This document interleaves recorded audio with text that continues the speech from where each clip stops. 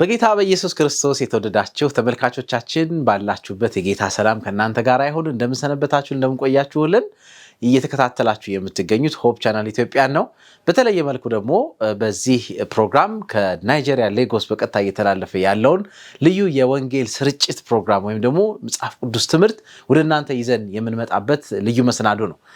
እስካሁን ድረስ እንደተባረካችሁ ተስፋ እናደርጋለን። ላለፉት በርካታ ፕሮግራሞችን አሳልፈናል። ወደ 8 ያክል የሚሆኑ ዛሬ 9ኛውን ፕሮግራም ነው ወደ እናንተ ይዘን የምንመጣው። በጣም የሚገርምና ደስ የሚያሰኝ በተስፋ ተነሱ የሚል ርዕስ ያለው ፕሮግራም ነውና ዛሬ በተለይ ብዙ በዙሪያችን የምንመለከታቸው ነገሮች ተስፋ የሚያስቆርጡ የሚያደክሙ ተስፋችን እንደውም የቀረውን ተስፋችን ከኛ የሚወስዱ ሆኖ ሳለ እንደ እግዚአብሔር ቃል ለሚሄዱና የእግዚአብሔርን ቃል ደግሞ መሰረት ላደረጉ እግዚአብሔር ሰማያዊ የሆነ ተስፋን አዘጋጅቷል። ስለዚህ በዚህ እጅግ በጣም ደስ ይለናል። ይሄንን ፕሮግራም እናንተ ያደረስን የምንገኘው ተመልካቾቻችን አሁንም ከኛ ጋር እንድትሆኑ በጌታ ፍቅር እንጠይቃችኋለን። ዛሬም ልክ እንደተለመደው 2 መሰናዶችን ወደ እናንተ ይዘን እንቀርባለን። የመጀመሪያው የጤና ፕሮግራም ሲሆን ሁለተኛው ደግሞ ቃል እግዚአብሔርን የምናይበት ከፓስተር ፖል ዳግላስ ጋራ በቤተክርስቲያናችን ዓለም አቀፍ ደረጃ ማለት ነው ትሬጀረር የሆኑት ወይም ደግሞ የግምጃ ቤት ሹም የሆኑት ፓስተር ፖል ዳግላስ እሳቸው ነው ያገለገሉ የሚገኙት። ዛሬ በተለየ መልኩ ስለ ክርስቶስ ኢየሱስ ዳግም ምጽአት የሚያገለግሉበትን ቃል ይዘንላችሁ ነው የምንመጣው። ክርስቶስ ኢየሱስ ዳግም ይመጣል። ከሁሉ ከተስፋዎች ሁሉ በላይ የሆነው ተስፋ ይህ ነውና መጽሐፍ ቅዱስ ምን ይላል የሚለውን ከእሳቸው ጋር አብረን በተለየ መልኩ በጌታ መንፈስ የምንማርበት ጊዜ ይሆናል። እግዚአብሔር ይርዳን። ከዛ በፊት ግን እንደተለመደው ደግሞ ዛሬ የጤናን ትምህርት ደግሞ ይዘው ዶክተር ቺዲ ይቀርቡልናል። ዶክተር ቺዲ በጣም በብዙ አይነት መልኩ እያገለገሉ ነው የሚገኙት። በተለይ እንዴት አድርገን እግዚአብሔር በዙሪያችን ባስቀመጣቸው በምንበላቸው፣ በምንጠጣቸው፣ በምናረጋቸው ነገሮች በጣም ከባድ የሆኑና ለብዙዎች ህልፈት ምክንያት የሆኑትን ህመሞችና በሽታዎች ማለት ይቻላል እንዴት አድርገን መመለስ እንደምንችል የተለያዩ ርዕሶችን እያነሱ ሲያስተምሩን ቆይተዋል። ዛሬ ደግሞ በተለየ ሁኔታ በጣም አስገራሚ የሆነና አስጊ የሆነው ከባድ ስሙንም ለመስማት ትንሽ የሚከብደውን ርዕሰ ጉዳይ ይዘውልን ይቀርባሉ። ምን ማለት እንደሆነ ትርጓሜውና ከዛ ደግሞ እንዴት አድርገን እንጠቀቅ እንዳለብን የሚያሳይ ነው። የራሳችን የሰውነታችን ያለው የመከላከያ ስርዓት መልሶ ጤነኛ የሆነውን ሴላችንን የሚያጠቃበትን ወይም ደግሞ የወዳጅነት ጥቃት ልትሉ ትችላላችሁ በሚል ርዕስ የሚያገለግሉበት ነው። በእንግሊዝኛው አውቶኢሚኒቲ ዲዚዝ የሚባለው ማለት ነው። ያንን ትምህርት ይዘውልን ይቀርባሉ። ምንድን ነው የሚለውን ሲያብረን እሱን በመስማት እንጀምራለን።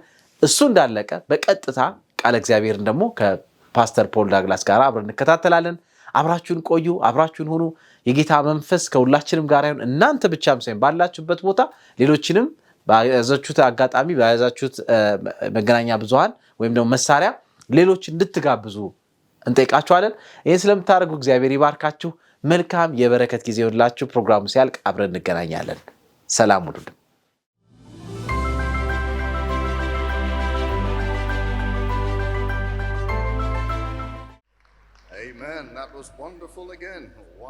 አሜን። በጣም ደስ ይላል። አስደናቂ ነው።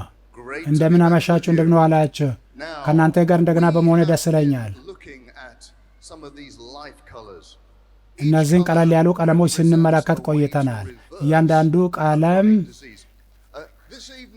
ስር የሰደዱ በሽታዎችን እንዴት መመለስ እንደምንችል የሚያሳዩ ናቸው። ዛሬ ቢጫውን ቀለም ነው የምንመለከተው። ያ ሰውነታችን ራሱን ለመከላከል በሚያደርገው ጥረት የሚከሰት በሽታን የሚመለከት ነው። ዛሬ በዓለማችን በየቦታው ጦርነት አለ። ልክ ነኝ አይደል? ጦርነትና የጦርነት ወሬ በሁሉም ቦታ። ይህ ደግሞ አሳዛኝ ነገር ነው። አንድ ሰው እንኳን ሲሞት በጦርነት አሳዛኝ ነው። ነገር ግን አንድ ነገር ነግራቸዋል። እጅግ በጣም አስከፊው አሳዛኝ ነገር ወዳጅ በሚተኩሰው ጥይት መመታት። እንዴት ነው ይሄ የወዳጅ ተኩስ የሚያጠቀን? በጠላታችሁ ሳይሆን በራሳችሁ ቡድን አባል በምትገደሉበት ጊዜ ያ የወዳጅ ተኩስ ይባላል። የወዳጅ ተኩስ ማለት በወዳጃችሁ ወይም በጓደኞቻችሁ ጥይት ስትመቱ ነው። በሰውነታችን ውስጥም የሚሆነው እንደዚህ ነው። አንዳንድ ጊዜ የወዳጅ ተኩስ ያጋጥመናል። ይህ ነው በሰውነት መከላከል ምክንያት የሚመጣ በሽታ። ሰውነታችን ውብ ሆኖ የተሰራ ነው።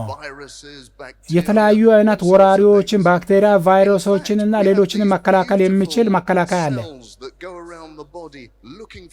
በሰውነታችን ውስጥ እየተንቀሳቀሱ ችግር በሚከሰትበት ቦታ ቫይረስ፣ ባክቴሪያ ያለውን እያዩ እየፈለጉ ሰውነታችን የሚከላከሉ ናቸው። እንደ ሰውነት ወታደሮች ማለት ነው። እነዚህ ሴሎች ደግሞ ዋና መስሪያ ቤቶች አሏቸው። በብብት አካባቢ፣ በአንገት አካባቢ፣ በንፍፊት አካባቢ።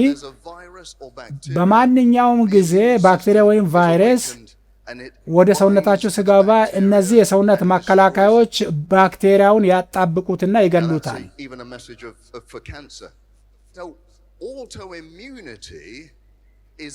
የሰውነት መከላከል የወዳጅ ተኩስ እንደማለት ነው። በሰውነታችሁ ውስጥ ሴል ባለበት ቦታ ያንን እንግዳ ነገርን የሚያጠቁ አንቲቦዲዎች አሉ።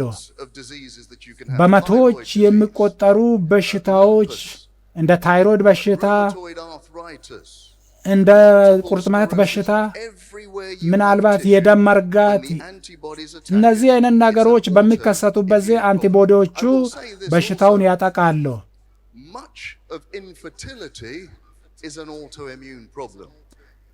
ብዙ ጊዜ የወሊድ መውለድ አለመቻል ችግር የዚህ የሰውነት መከላከል ምክንያት የሚመጣ ነው። ምናልባት በእንግላንድ አገር አንድ ሴት ልጅ እንድትወልድ ለማድረግ እስከ 25,000 ፓውንድ ሊያስከፍላችሁ ይችላል። ነገር ግን ዛሬ በነፃ ይህንን ያለመውለድ ችግር እንዴት እንደምትከላከሉ ልነግራችሁ እፈልጋለሁ። እስኪ ወደ ውስጥ እንግባ። ይህን እነግራችኋለሁ። ሰውነታችሁ ራሱን ለመከላከል በሚያደርገው ጥረት የሚመጣ በሽታ በብዛት የሚያጠቃው ጥቁሮቹን ነው። በጥቁሮች መካከልም ደግሞ ከወንዶች የበለጠ ሴቶችን ያጠቃል። ስለዚህ በዚህ በሽታ በአብዛኛው የሚጠቁ ሴቶች ናቸው። ከዚህ የተነሳ ነው። ስለዚህ ስለ ሰውነት መከላከል ብዙ ያልታወቀው ከዚህ የተነሳ ነው። ምናልባት ስለ ታይሮይድ እውቀት ያለው ሰው ብታገኙ እንዴት እንደምትከላከሉ ሳይሆን እንዴት መድኃኒት እንደሚሰጣችሁ ነው የሚያውቀው። ችግሩ ግን የሚከሰተው በምግብ መፈጫ አካላችሁ ውስጥ ነው። እናቶች በልጅነት ጊዜ ለልጆች ብዙ ወተት ይሰጣሉ። ያ ወተት ችግር ይፈጥራል። ያ ወተት በምግብ መፈጫ አካላችሁ መሹለኪያ እንዲፈጠር ያደርጋል። የምግብ መፈጫ አካላችሁ በጣም ስስ የሆነ መከላከያ አለው።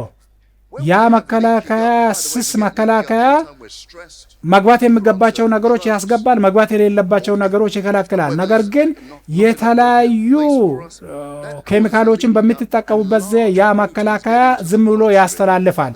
በዚህ ሁኔታ አንዳንድ ጊዜ ትልልቅ ፕሮቲኖች ይገባሉ። እነዛ ትልልቅ ፕሮቲኖች በሚገቡበት ጊዜ በሰውነታችሁ ውስጥ ያሉ ሰውነታችሁ ያንን እንደ እንግዳ ነገር ይመለከትና አንቲቦዲን ያመነጫል። እነዛ አንቲቦዲዎች ያንን ፕሮቲን ያጠቃሉ። ከዛ በኋላ እነዚህ አንቲቦዲዎች በሰውነታችሁ ውስጥ ተመሳሳይ የሆነ ፕሮቲንን መፈለግ ይጀምራሉ። በመገጣጠሚያቸው አካባቢዎች ያን አይነት ፕሮቲን ካገኙ ያንን ያጠቃሉ። በጭንቅላታችሁም ካገኙ ያንን ያጠቃሉ። ይህ አይነት ችግር እንዳይከሰት ሱካር የዚህ አይነት ችግር ከሚፈጥሩ ነገሮች አንዱ ነው። የምግብ መፈጫ አካላችሁ ማድረግ የሚገባቸው ነገር ይሄን ችግር ለመከላከል ይሄ ነው። ይህንን በሽታ ለመከላከል ምንድነው ማድረግ ያለባችሁ?